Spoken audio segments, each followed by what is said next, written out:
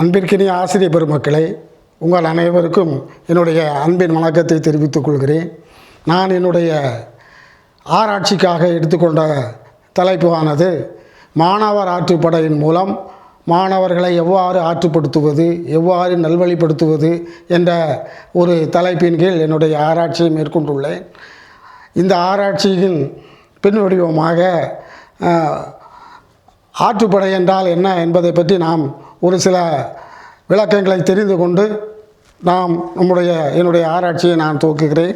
பொருணர், பாணர், விரலியர், கூத்தர் என்போர் தமது வறுமையை போக்க வள்ளலிடம் சென்று பரிசு பெறுவது வழக்கம்.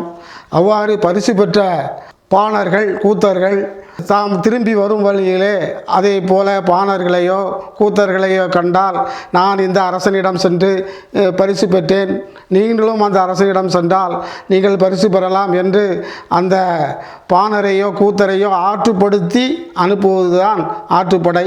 ஆற்றுப்படை என்பது நம்ம சங்ககால இலக்கியத்திலேயே பார்த்தீர்கள் என்றால் பொருணர் ஆற்றுப்படை, சிறுமான் ஆற்றுப்படை, பெருமான் ஆற்றுப்படை, முல்லைப்பாட்டு, நெடுநல்வாடை, மதுரை காஞ்சி, குறிஞ்சிப்பாட்டு, பட்டினப்பாலை, திருமுருகர் ஆற்றுப்படை போன்றவை ஒரு தலைவனை ஆற்றுப்படுத்துவதாக கூத்தர்களும் பாணர்களும் பாடிய பாட்டு.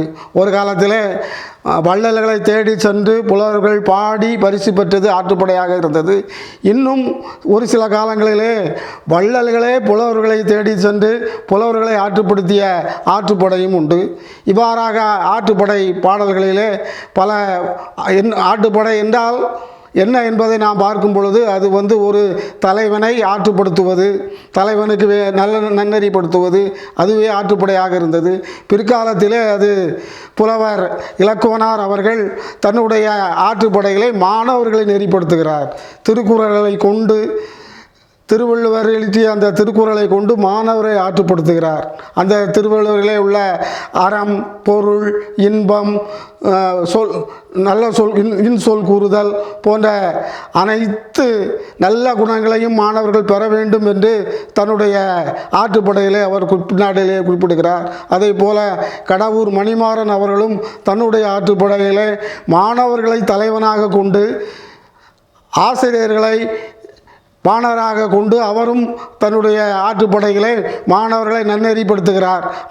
இவ்விதமாக அடைந்த அந்த மாணவர் ஆற்றுப்படையானது இன்று நம்முடைய ஆசிரியர்களால் அவர்கள் தங்களுடைய பள்ளி வாழ்க்கைகளே, தங்களுடைய வகுப்பறைகளே நடந்த நிகழ்வுகளை ஒரு சிறு கதை மூலமாக சொல்லியிருக்கிறார்கள்.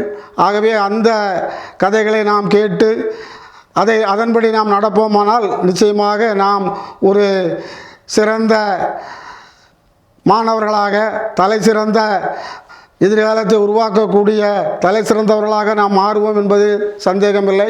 இவ்விதமாக இந்த மாணவர் ஆற்றுப்படையை சார்ந்த ஆராய்ச்சியில் எனக்கு நீங்கள் உறுதுணையாக இருந்து ஆக்கமும் ஊக்கமும் தர வேண்டும் என கேட்டு விடைபெறுகிறேன். நன்றி, வணக்கம்.